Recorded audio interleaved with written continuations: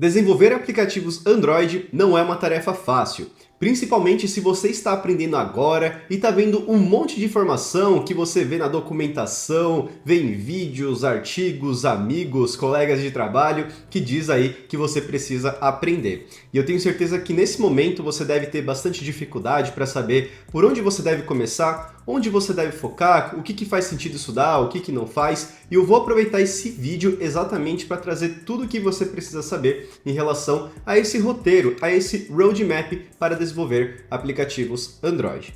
Mas é claro, antes de começar, deixa o like, faça inscrição se você ainda não fez, deixa um comentário também, porque tudo isso apoia o canal. E se puder, vire membro, porque é uma outra maneira de apoiar cada vez mais o meu trabalho aqui no YouTube. Eu separei dois roadmaps que eu vou usar de exemplo para demonstrar o que você precisa estudar para se tornar um dev Android. Então, o primeiro roadmap que eu vou usar é desse site chamado de roadmap.sh, e o objetivo desse site é reunir diversos roadmaps de diversas tecnologias e áreas para que você que está estudando programação tenha aí esses guias. Então você pode ver que tem de front-end, back-end, DevOps, Full Stack, AI, Data Science, tem muitas informações e aqui dentro a gente vai ter também o do Android. Clicando nesse item, a gente vai abrir essa página, que é a página que eu vou usar como exemplo para a gente falar a respeito desse caminho que a gente tem, ou melhor, o roteiro, né, que a gente tem para estudar e se tornar aí um dev Android. E como eu comentei, vai ter também um segundo roadmap que eu não sei se eu vou passar nesse vídeo especificamente, se der tempo eu gravo sim, até para não ficar muito grande, que é esse chamado de Android Developer Roadmap. E esse outro cara é um repositório no GitHub que é mantido por um desenvolvedor que é bastante famoso na comunidade, que é o Skydobs, esse é o apelido dele. O nome dele aqui eu não sei pronunciar, então não vou nem tentar.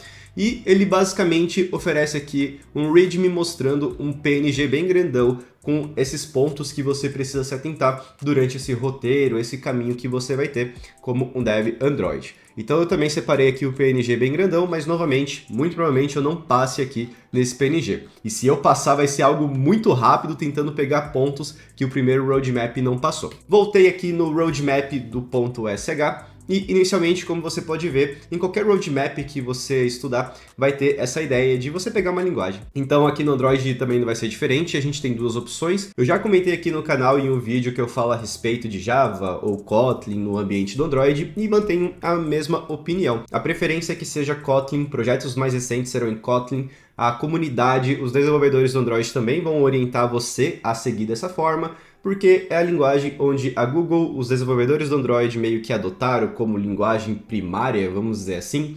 Em outras palavras, é a linguagem onde a gente vai ter maior suporte, as ferramentas mais recentes serão implementadas inicialmente com Kotlin. A ideia é que cada vez mais a gente só utilize Kotlin para desenvolver aplicativos Android. E também a gente vai ter muito mais facilidade de desenvolvimento, seja na documentação, seja por ter bibliotecas até mesmo que são exclusivas de Kotlin, como é o caso do Jetpack Compose, soluções como Coroutines, etc. Enfim, se você vai tomar decisão para algo que faça mais sentido para o momento atual, com certeza é o Kotlin. E aí vem aquela questão, quando aprendeu Java? É no momento em que você de fato estiver lidando com um legado, um projeto que é exclusivo de Java e você precisa de fato estudar Java para poder manter esse projeto. Então, escolha o Kotlin. Em seguida, a gente vai ter a parte de fundamentos. Nos fundamentos, a gente vai ter 6 ramificações, sendo a primeira a IDE que a gente vai usar de desenvolvimento. Aqui não tem tanto segredo também, é o Android Studio, é a ferramenta oficial, é ela que vai te dar todo o setup necessário para você baixar o SDK, usar emuladores, usar as ferramentas que são comuns quando a gente está debugando o nosso código, quando a gente precisa lidar com algum tipo de recurso. Qualquer tipo de facilidade durante o desenvolvimento você vai encontrar aí dentro do Android Studio. O outro ponto que ele coloca aqui é meio que o básico do Kotlin. Então sim, de fato, isso aqui também não tem como fugir, você precisa aprender sobre o básico do Kotlin. Um ponto importante também, se você tiver dúvidas do que seria o básico de Kotlin, o que você quiser descobrir aqui do nosso roadmap, é só você clicar no item que ele vai colocar para você tudo que você precisa saber sobre essa parte do básico, né? Então aqui ele fala, se você quer aprender a parte básica do Kotlin, saber o que é variável, como que funciona ali o fluxo de controle, como que funciona ali as classes, objetos, herança, interface, tudo que você consegue utilizar do Kotlin como linguagem. Eu tenho aqui no canal uma playlist onde você pode aprender Kotlin se você já tem uma base bem legal de Java, ou então mesmo que você não tenha essa base, eu tentei explicar de uma maneira bem simples essa playlist chamada de Kotlin para Devs Java, e ela vai te dar a base de tudo que você está vendo aqui, tá bom? Então tudo que você está vendo aqui nesses itens, você vai aprender aí nesse carinha. E até mais o próximo item, que é esse básico de OOP, né, que seria o básico de orientação a objetos. Então aqui você vai saber o que são, para que serve classes, objetos, herança, polimorfismo, interfaces e como que você conecta isso dentro do seu código, como que isso vai te dar vantagens para você desenvolver as suas aplicações. Saiba que aplicações em Android, elas irão utilizar uma base muito sólida de orientação a objetos. Então, antes de você seguir no Android, tenha a ciência de estudar bastante orientação a objetos, porque você sim pode criar um aplicativo sem ter uma base muito boa de orientação a objetos, mas saiba que você vai ter diversas dificuldades para entender alguns códigos que meio que ele já vai subentender que você sabe. Por exemplo, o que é uma herança, né? Então, quando você herdar de uma classe, ninguém vai te explicar por que você está herdando de uma classe, já vai subentender que você já vai pegar todas as propriedades e comportamentos que aquela classe vai ter, tá bom? Como também ali os seus problemas, né? A gente tem diversas discussões sobre isso. Então, aprenda também orientação a objetos.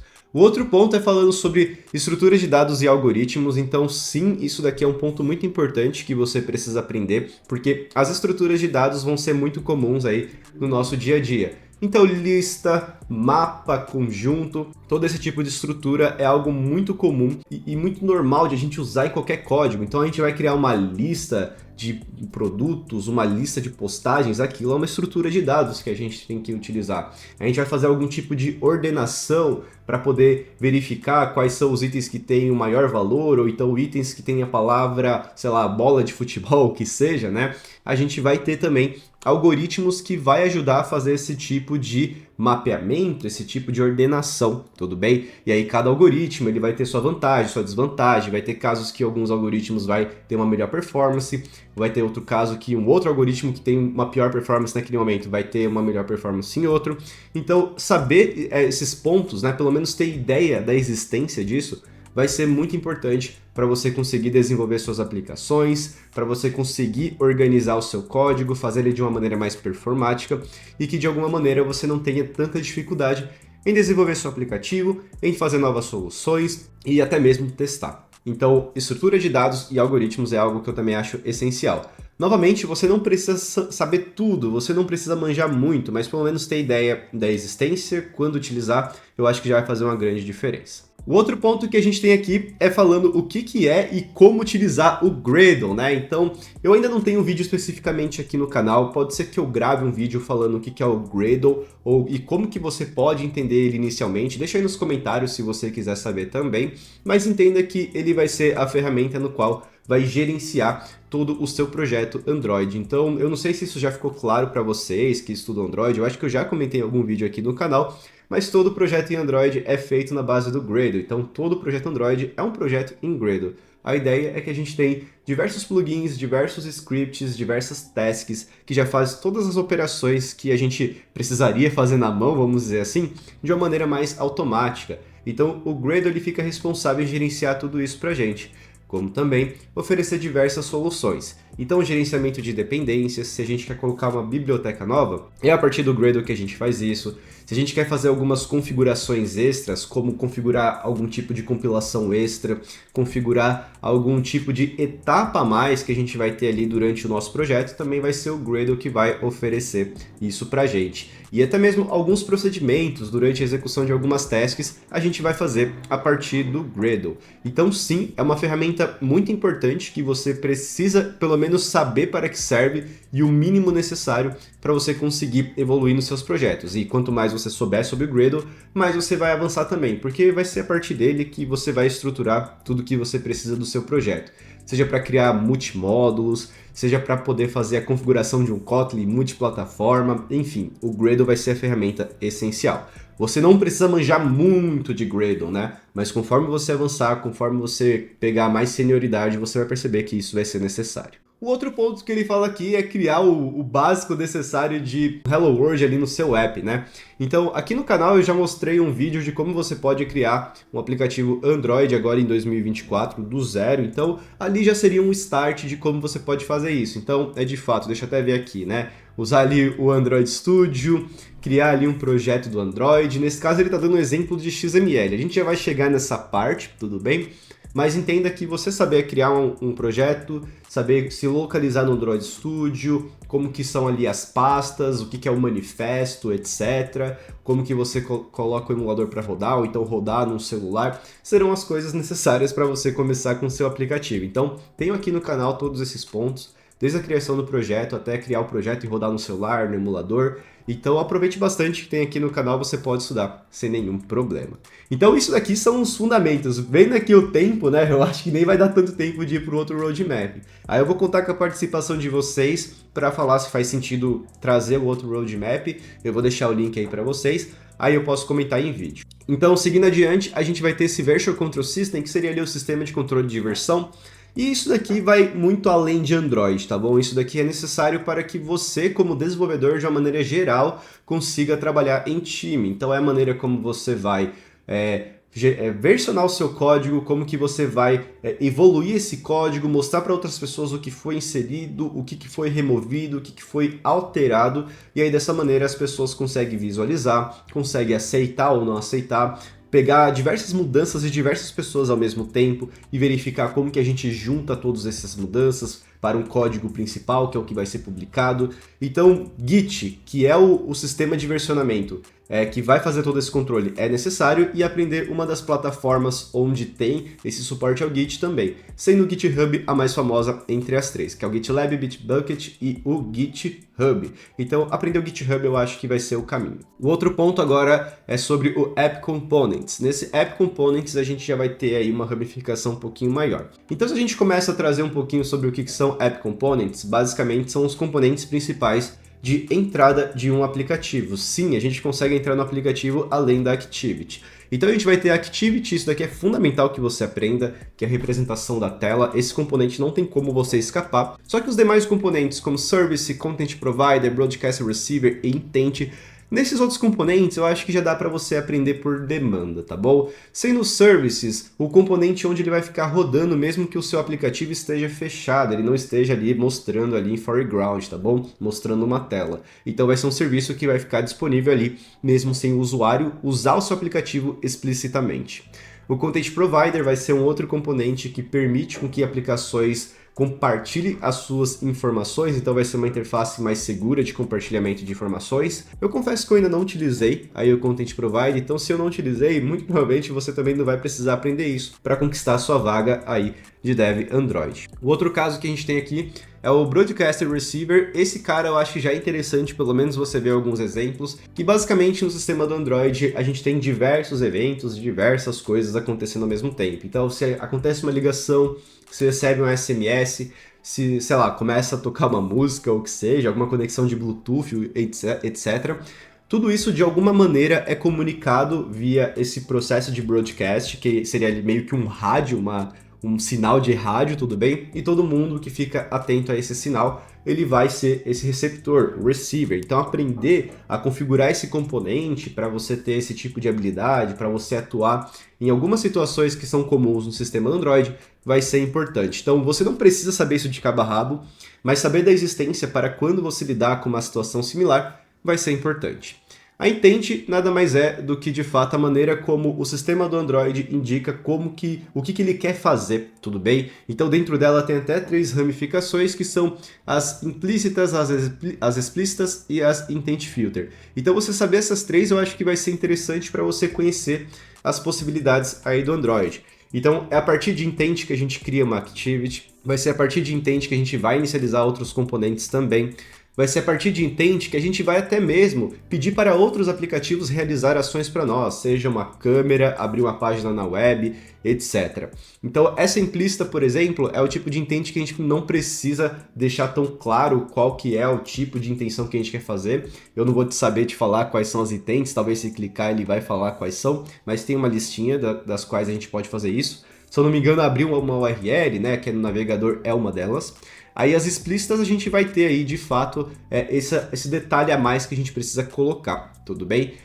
Aí o outro ponto que é importante também é esse intent filter, que seria meio que falar que o que o nosso aplicativo ele consegue lidar, porque novamente, quando a gente manda uma intent, vai ser como se fosse aquele sinal de rádio, tudo bem? Que vem ali do broadcast. Então a gente vai falar o que a gente quer fazer, todo mundo, todos os aplicativos vão ficar ali atentos, quem tiver um filtro para aquela intenção, ele vai falar, olha, eu consigo fazer. Então você saber fazer isso é interessante, porque às vezes você pode... o seu usuário pode receber um SMS, o seu aplicativo ele quer saber qual que é a informação daquele SMS, então ele pode colocar ali uma intent filter para isso, tá bom? E aí, voltando aqui na parte da Activity, é saber o que é ciclo de vida, então é entender de fato como que é o ciclo de vida ali de uma Activity. Eu confesso para vocês assim que cada vez mais o ciclo de vida, pelo menos para quem está começando, não é algo tão necessário. Saber da existência eu acho que faz sentido, mas você não precisa ficar usando ou ficar ali pensando, poxa, agora eu preciso colocar esse ciclo, etc e tal. Porque cada vez mais, como é o caso do Jetpack Compose, a gente precisa lidar menos aí com essas sobrescritas, né, do nosso ciclo de vida. Então, esse é um ponto que antes eu acho que era mais necessário, agora eu vejo menos necessidade, mas sim, saber da existência é importante. Esse state changes é meio que falar dessas mudanças que a gente tem de estado da activity dos seus ciclos. Então, meio que você entender quando que foi criado, quando foi inicializado, quando foi resumido, etc, né? Até mesmo para você saber que algumas coisas vão funcionar em estados específicos. Novamente, eu acho que isso daqui vai ser mais necessário para você entender quando que você vai poder ou não executar algum código. Então, quando você estiver fazendo uma busca, enquanto estiver no resumed, vai fazer sentido. Quando entrar no stopped, é um momento que você tem que pensar, poxa, eu saí da tela, ele vai entrar no nosso stopped, né? Então, eu acho que é um pause, acho que é o paused, né? Então, ele vai entrar no pause. Então, será que ainda faz sentido buscar essas informações ou rodar esse processo? Então, saber disso eu acho que vai ser interessante, mas eu acho que é aquela coisa que você não precisa decorar, você não precisa de fato saber aí de cabo a rabo para poder ser aí um dev Android. Tasks and Backstack seria basicamente a estrutura como a Activities funciona, como o sistema do Android funciona para cada abertura aí de tela. Então, saber o que é a Backstack, aquela pilha onde ele vai colocando tudo que já foi navegado, quando volta ele tira o topo, etc. Então, isso aqui é muito da base de navegação. Saber isso eu acho que vai ser fundamental também. Conhecendo um pouco da ideia, da teoria e utilizando o Navigation, eu acho que já vai ser o suficiente. Então, desse App Components, novamente, perceba que o Activity eu acho que vai ser o essencial. É o que você de fato precisa aprender e precisa entender para que serve. Os demais, eu acho que dá para ser mais opcional e você precisa aprender conforme o tempo, conforme você for avançando nos seus exemplos e estudos. Sendo que Activity eu acho mais importante, Intent eu acho o segundo, porque muitas coisas serão feitas com Intent. Aí o Service, Broadcast Receive eu acho que seriam os próximos e o Content Provider se realmente você precisar. Seguindo um pouco mais adiante, a gente tem a parte de interface e navegação. Então nessa parte de interface e navegação a gente tem 3 ramificações. Vou começar com a parte de layouts. E aqui no Layouts, eles focaram muito aqui no sistema de views. E como você já sabe, você que me acompanha, o Jetpack Compose eu acho que seria a minha recomendação para você aprender. O sistema de views é importante você aprender porque muitos aplicativos existentes ainda não fez esse processo de migração. Então, saber o sistema de views ainda vai ser importante para você atuar na maioria dos projetos, pelo menos nesse momento que eu estou gravando o vídeo, tá bom? E aqui ele lista como Frame Linear, Relative, Constraint e Recycler View, que são aí os layouts que podem aparecer no seu dia a dia. Na minha sugestão, aprender o Constraint Layout e o Recycler View vai ser o suficiente para você fazer aí a maioria dos seus aplicativos. Com isso daqui, você elimina a total necessidade desses outros. Se eles aparecerem, serão casos muito específicos para lidar com uma situação muito específica ou algum legado que se mexer tudo vai quebrar, tá bom? Enfim, Constraint e Recycler View. Agora, indo para o Jetpack Compose, eu senti muito a falta aqui de coisas que a gente pode aprender no Compose, então acho que o outro roadmap teria sim mais informações, mas novamente eu acho que vai ser só esse vídeo mesmo, então a gente pode falar desse outro roadmap em um outro vídeo, deixa aí nos comentários. Então, sim, aprender o Jetpack Compose eu acho que vai ser sim algo cada vez mais exigente. Se você ainda não aprendeu, eu recomendo que você comece a ver a partir de agora. App Shortcuts é uma das coisas que aí cada aplicativo vai falar se faz sentido ou não, que é meio que quando você pressiona o ícone de aplicativo, ele já te dá acesso a algumas funcionalidades. Eu confesso que eu nunca implementei isso, tá bom? E não são todos os aplicativos que implementam, então vai muito de aplicativo para aplicativo. O Navigation Components, esse daí é fundamental porque ele está muito de acordo com esse nosso Task and Backstack, e aqui ele vai dar muito mais controle ao aplicativo para fazer isso, então aprender o Navigation é fundamental, seja no sistema de views ou então no Jetpack Compose. E essa parte de elementos é onde ele foca no sistema de views, então assim, você pode aprender esses elementos, né? Vão ter alguns que, embora seja de sistema de views, ainda assim vai também ter muito similar ao Jetpack Compose, como é o caso de texto, a edição de texto, botões, imagens, lista, etc. Então, sim, aprender isso daqui vai ser importante, todos esses itens, tá bom? Eu acho que desses itens, né, o que não é necessariamente um componente visual seria ali os fragments, que seria ali um conceito um pouquinho diferente, mas, de uma forma geral, todos esses itens eu acho que é legal de você aprender. Eu acho que não precisa você aprender de cabo a rabo, como é o caso de um drawer, um bottom sheet, animations. Eu acho que a princípio você não precisa aprender isso de cabo a rabo, só se você vai implementar algo do gênero, tá bom? Mas as demais, né, como texto, edição, botão, imagem, como você faz uma lista, o que é um toast, dialogues, que são componentes bastante presentes, eu acho que faz sentido, né? Como também aí os fragments. Os fragments, especificamente se você estiver trabalhando aí com o sistema de views. Se você for para o Jetpack Compose, você nem precisa pensar em fragments.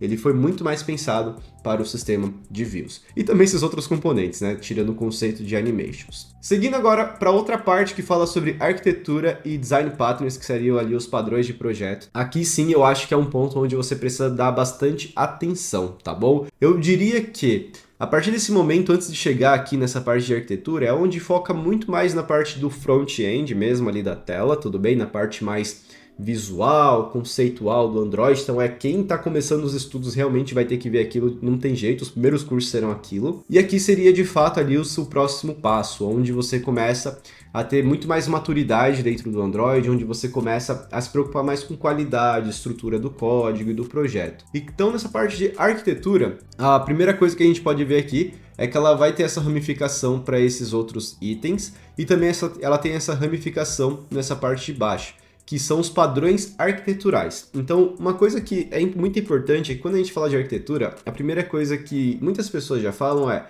eu uso o MVVM, eu uso o MVP, eu uso o MVC, etc. Esses padrões arquiteturais não necessariamente falam como que é a arquitetura do seu aplicativo, porque não é o padrão arquitetural que determina como a sua aplicação foi arquitetada, vamos dizer assim, né? Vai ter muito mais informações, que são esses outros itens que a gente está vendo aqui, tá bom? Então, existe o guia de arquitetura de aplicativo Android, que é o guia onde eu acho que sim, ali fala como você pode pensar em questões de arquitetura, e saiba que ela vai muito além de padrões arquiteturais. Então, aqui a gente tem esses 4 itens. Eu só aprendi de verdade mesmo o MVVM dentro do Android. Eu já vi sobre o MVI, MVP, MVC. Eu recomendo que você aprenda pelo menos aprenda bem mesmo e faça diversos exemplos com ele, porque muitos deles vão meio que compartilhar alguns dos conceitos, né? E cada projeto vai exigir um desses padrões. Então, na minha sugestão, considerando aí um aplicativo moderno, o MVVM vai ser o mais comum, tá bom? Então, eu focaria mais nele. Eu já ensinei vários exemplos aqui no canal para vocês. Se você quer ver um exemplo de uma feature do zero com o MVVM, tem aí o curso de Firebase Authentication que eu fiz questão de fazer essa implementação, tá bom? Então, foque em um deles, sendo a minha sugestão o MVVM. Eu acho que vai ser o mais comum. Quando a gente vem para essa parte da outra ramificação de arquitetura, a gente começa a ter esse padrão do repositório, que é o padrão onde vai ser o componente responsável em lidar com as fontes de dados, então você precisa saber usar isso. Esse builder, eu não sei se ele vai ser tão necessário assim, porque muitas das vezes a gente vai utilizar bibliotecas que tenham esse builder. Então, um exemplo de builder que eu vejo é quando a gente utiliza, por exemplo, o modifier do Jetpack Compose. Lembra que ele tem aquelas chamadas encadeadas para criar o modifier? Pois é, aquilo é meio que um builder, tá bom? Ele só não é necessariamente um builder, porque o builder ele vai ter aquela estrutura de chamadas encadeadas, e aí só no final a gente vai ter um último método que vai ser chamado de build, por exemplo, e aí ele cria um objeto com todas as chamadas que a gente fez, com todas as configurações. Se você já utilizou, o retrofit ele vai ser ali um componente que ele é criado nesse padrão de builder, tá bom? Você vai ver ali que ele vai chamar retrofit.builder e aí ele começa a fazer essas configurações. O próprio Room também, ele é dessa maneira. Então, é um padrão que ele é bastante comum em diversas bibliotecas. Eu não sei se vai ter a necessidade de você aprender a criar um código nesse padrão.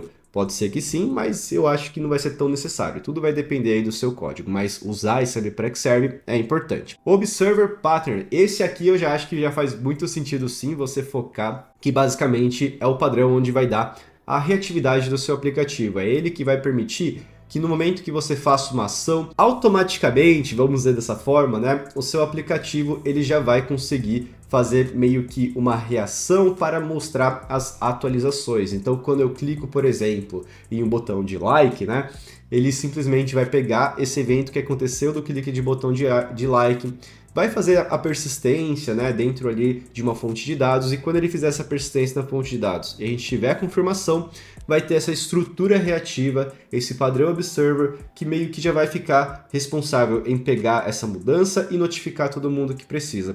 Em falar para todas as telas que precisa saber que aquele like aconteceu, que eles podem dar o like porque eles estão recebendo esse evento sem ter que pedir essa informação. Então esse padrão ele vai ter essas implementações a partir do Flow, que vem de coroutines, esse ARIX Java ou Kotlin e o Live Data. Para um aplicativo moderno, a minha recomendação é o Flow. Eu já ensinei para vocês aqui dentro do canal, Flow, Stateflow, é tudo a mesma ramificação, tudo a base é Flow.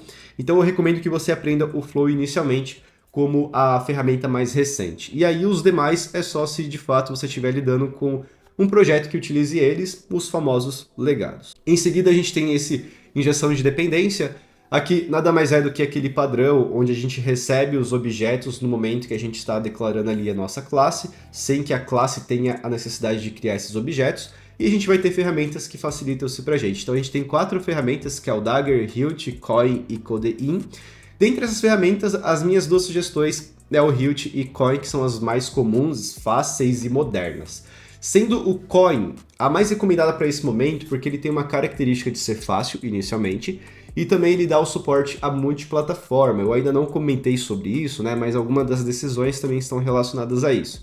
No caso do Flow, a gente tem a mesma coisa, é uma solução que dá suporte ao multiplataforma.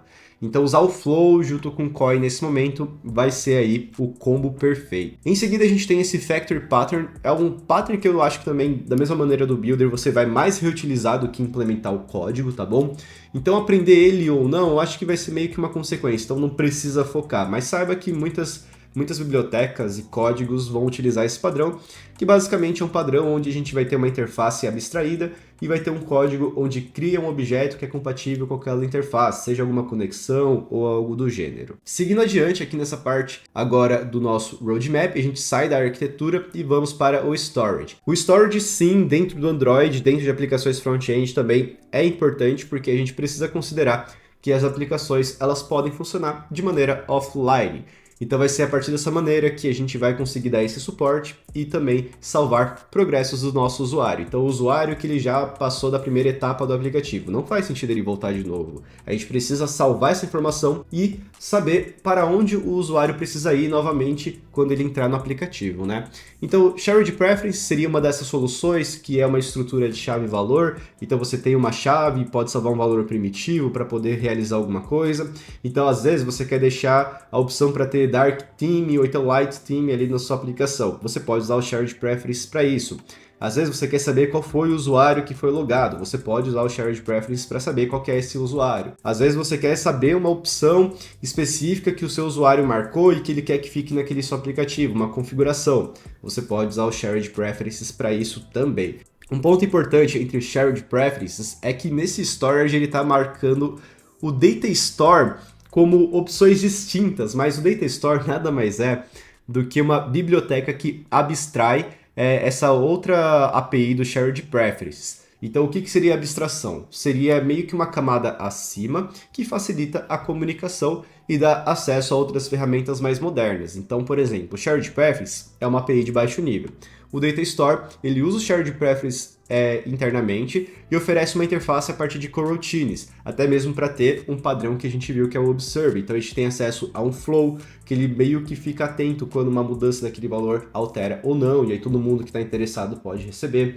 Então o Data Store ele vai ser meio que a minha sugestão para você aprender ao invés do Shared Preference. Saiba que o Shared Preference está debaixo dos panos, mas você não precisa necessariamente aprender o Shared Preference. Você sabe que por baixo vai ser ele, mas o Data Store vai ser a API recomendada. Tem vídeo aqui no canal mostrando também sobre isso. Até mesmo do COI também tem vídeo, tá? Eu acho que eu não comentei, mas tem também. Logo em seguida a gente tem o Room Database. O Room Database também vai ser recomendado porque é a maneira como a gente salva os nossos dados em uma estrutura de banco de dados. Por baixo dos panos ele utiliza ali o SQLite, engraçado que ele não colocou o SQLite, mas o Room utiliza o SQLite. File System vai ser também ali uma maneira da gente salvar informações a partir de arquivos, sistemas de arquivos do próprio sistema. Então se você quiser salvar imagens, quiser salvar músicas, arquivo de texto, né, enfim, JSON, etc., você pode utilizar essa estrutura também. Dentre essas opções, a minha recomendada é que você aprenda o Data Store e o Room inicialmente. Então, aprendendo esses dois aqui, os demais se realmente for algo muito mais específico para você estudar, sendo o Shared Preference, se você precisar usar essa API de baixo nível, que eu acho que não vai precisar, caso você esteja utilizando o Data Store. Saindo dessa linha de storage, a gente vai para o Network. Em Network, a gente vai ter três opções que foram sugeridas, então a gente tem o Retrofit, o HTTP, e esse Apollo Android. Nesse Retrofit aqui HTTP, isso daqui também me pega bastante porque é o mesmo caso que a gente vê do Data Store Shared Preference e do Room e SQLite. O que eu quero dizer? O Retrofit, por baixo dos panos, utiliza o OKHTTP. Então tudo que você consegue fazer ali no Retrofit, você vai fazer no OKHTTP, só que o OKHTTP seria uma maneira mais verbosa de fazer, tá bom? Até mesmo configurações que você faz no client do OKHTTP, você pode vincular ao Retrofit. Então, interceptadores, etc. Tudo você consegue colocar no Retrofit. No momento que você está construindo pelo Builder, você consegue fazer isso. Tem vídeo aqui no canal mostrando como que você utiliza o Retrofit, faz essas configurações.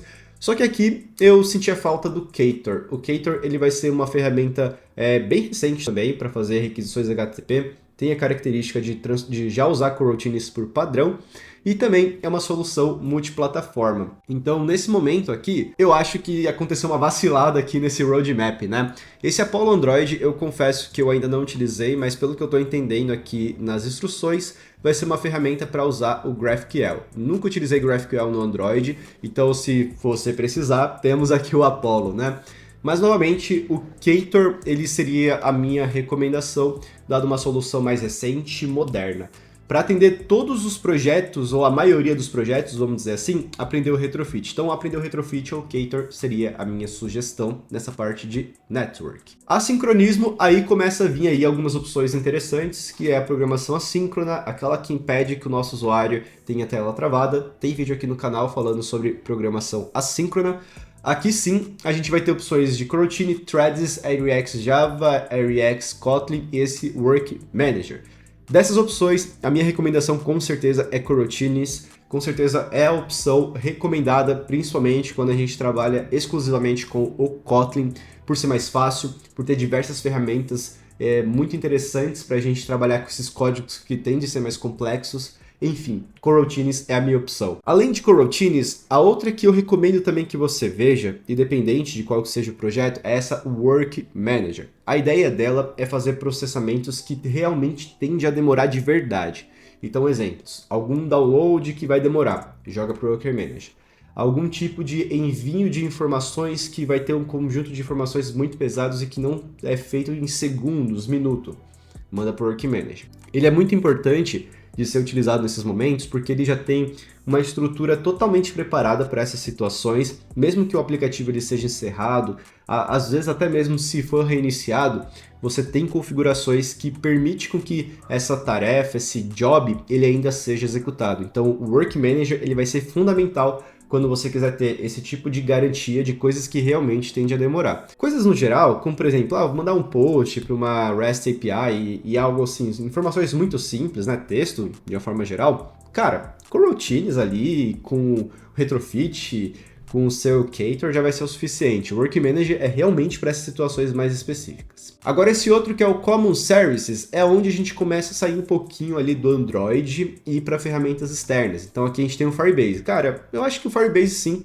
é uma ferramenta que vale muito a pena você estudar. Novamente, temos aí o curso de Firebase Authentication, então aqui ele até mostra como primeiro item, mas saiba que ele vai ter outras ferramentas como o Crashlytics, que vai ser uma ferramenta de monitoramento da sua aplicação.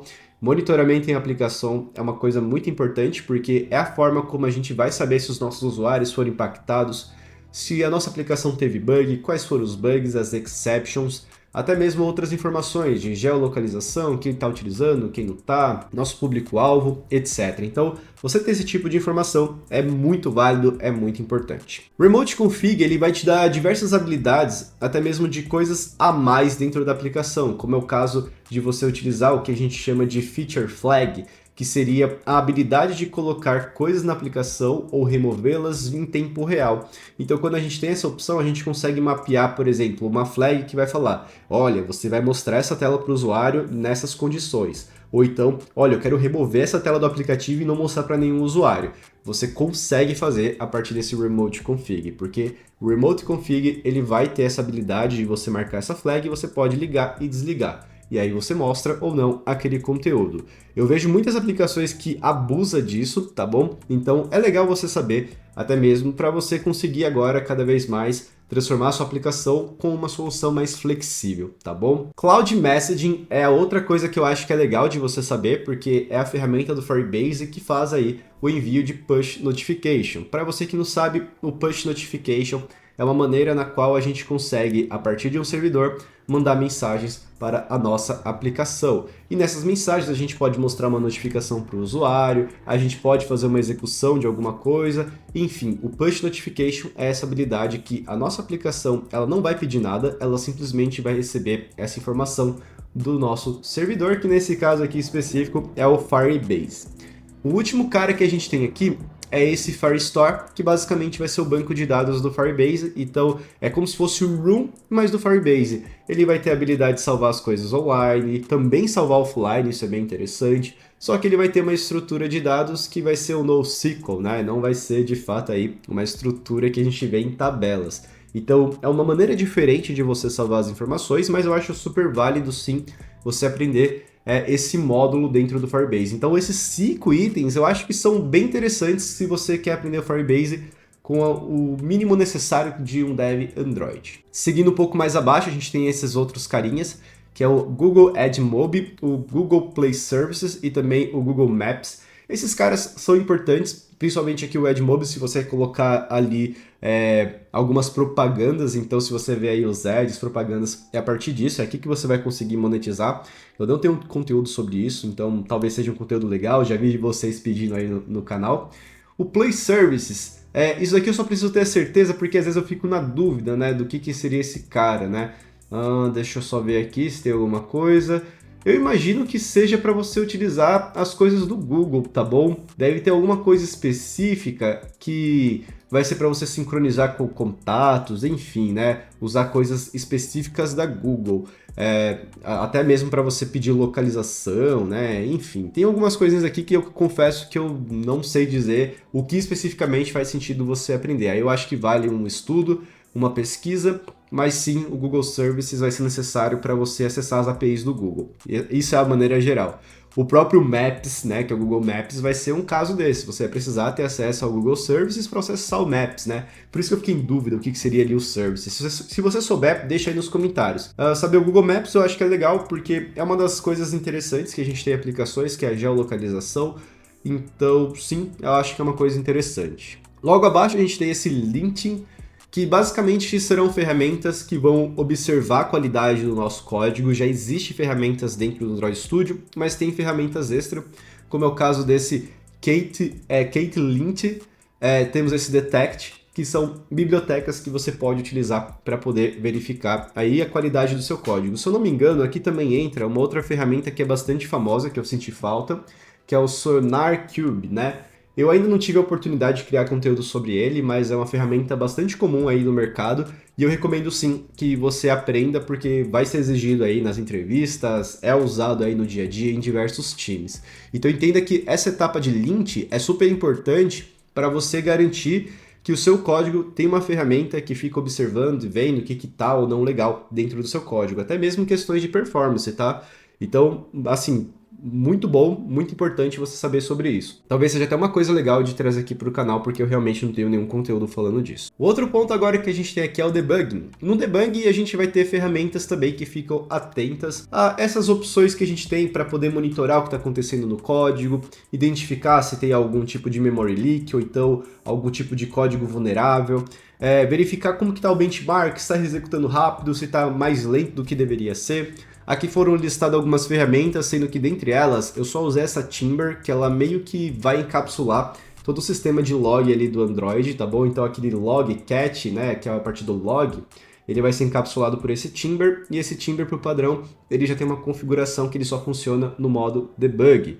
Então, isso daqui é interessante para que você não tenha essa preocupação e também ele tem algumas coisinhas que facilitam o uso de logs. Se eu não me engano, você não precisa ficar mudando chaves, enfim, né? Tem uma série de coisas que são interessantes. Então, o Timber, eu acho que ele é uma das ferramentas mais utilizadas para isso, então muito provavelmente você vai entrar no projeto, eles não vão usar o log, vão usar o Timber. Os outros caras, eu confesso que eu ainda não usei esse Leak Canary, por exemplo, eu ainda não usei, mas pelo que está indicando vai ser uma ferramenta open source para detectar o vazamento de memória. Então, imagino que seja uma ferramenta que observa o código e de uma maneira rápida, né, ela começa a verificar, olha, esse código pode dar leak, etc.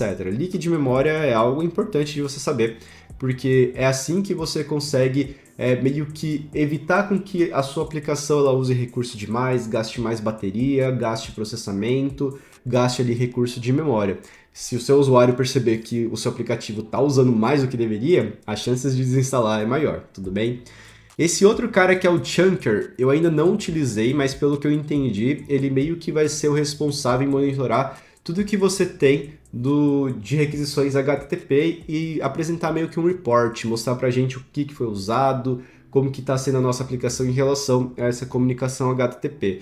Talvez seja bem interessante, né, utilizar esse cara aqui, né? Eu não consigo te dar muitas informações, mas novamente eu acho que tudo vai depender do projeto, enfim, daquilo que você está fazendo. O outro cara é esse Jetpack Benchmark, é uma biblioteca do Jetpack, então eu ainda não usei, para ser bem sincero, mas o que diz aqui é que ela começa a avaliar, né, e ajuda a mensurar como que está o uso de CPU, memória, I/O, etc, né? Então deve ser uma ferramenta bem interessante. Aqui ela deve dar alguns insights legais, então assim, esse tema de debugging eu achei legal.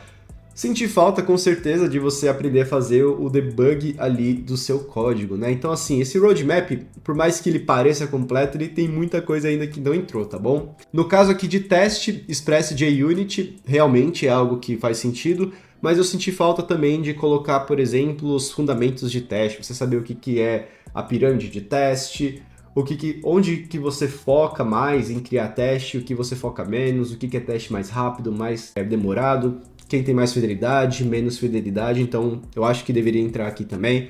Não sei se clicando ele deve falar sobre isso, acho que ele não fala, né?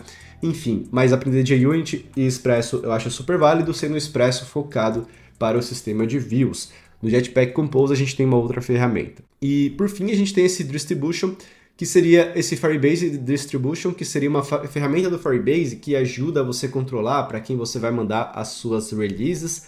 Então, às vezes, antes de mandar as releases, você quer mandar para um grupo mais específico, você consegue fazer isso, né? Um time específico ali da sua empresa. Então, é uma ferramenta que ajuda bastante nisso. O Google Play Store nada mais é do que você saber qual que é a ferramenta da loja da Google, então a partir dela você vai conseguir mandar suas aplicações, colocar todas as informações, entender as políticas da empresa, o que você pode, o que não pode, o que é um rollout, etc. Então acho que é importante. E esse Signed APK, acho que faz sentido sim, que é o famoso APK, mas também tem o AAB, né, que seria ali o Android App Bundle. Então assim, esse roadmap, por mais que ele tenha informações muito relevantes, eu acho sim que ele está um pouquinho desatualizado e faltando informações. Vai ter uma série de informações que eu acho que seria legal também de colocar, mas vendo pelo tempo do vídeo eu acho que já passou bastante. Então o que eu vou fazer? Basicamente, em um outro vídeo eu vou trazer as coisas que eu acho que faltou nesse roadmap, vou contar aí com a participação de vocês aí no comentário, e aí dessa forma a gente consegue fazer um próximo conteúdo mais focado nas coisas que não são tão claras, vamos dizer assim. Outras coisas que seriam legais também de vocês aprenderem para se tornarem um dev Android. Agora que chegamos no final do vídeo, deixa aí nos comentários o que você achou dessa avaliação do roadmap.sh. Eu confesso que inicialmente eu pensei que ele teria muito mais informações, principalmente porque dentro do ambiente de desenvolvimento Android é muito comum a gente ter novidades, diversas ferramentas e detalhes que a gente precisa saber para desenvolver os nossos aplicativos. Mas também é importante deixar bem claro que é um roteiro bem completo, ele vai ter muitas informações, muitas tomadas de decisões, muitos detalhes que se você pegar de fato bem firme e estudar, você vai se preparar bastante para o mercado atual. Mas saiba que em algum dos detalhes ele não vai te dar as informações que você precisa, e um exemplo bem nítido na minha cabeça é quando eu vi, por exemplo, o Jetpack Compose. Como a gente já sabe, ou melhor, você que me acompanha já sabe, aqui dentro do canal eu mostro muito conteúdo de Compose, tem muitos detalhes, principalmente na composição, recomposição, estados, gerenciamentos de estados, modifier, etc. E perceba que esse roadmap ele não mostrou isso para você. Então, se de fato você não tem essa consciência de pesquisar cada um desses detalhes, você não vai se preparar para essa ferramenta, que com certeza ela vai estar presente cada vez mais em novas vagas, em novos projetos, e com certeza isso vai ser exigido de você daqui para frente, principalmente começando agora 2024, ou melhor, na metade de 2024, né? Eu imagino que o próximo roadmap, né, que é aquele que eu marquei para vocês, ele deva ter esses detalhes, e sim, eu vou fazer um vídeo fazendo uma avaliação daquele outro roadmap e verificar se tem esses detalhes a mais, tudo bem? Então deixa aí nos comentários coisas que vocês também sentiram falta, aquilo que vocês gostariam de ver, se faz sentido fazer vídeo desse outro roadmap, muito provavelmente eu vou fazer, tá bom? E aí eu trago aqui para vocês. Então era isso que eu tinha para trazer para vocês, deixa um like, comentário para engajar o vídeo, faça inscrição se ainda não fez, vire membro se puder, porque tudo isso apoia o canal. Era isso, um abraço, valeu, falou!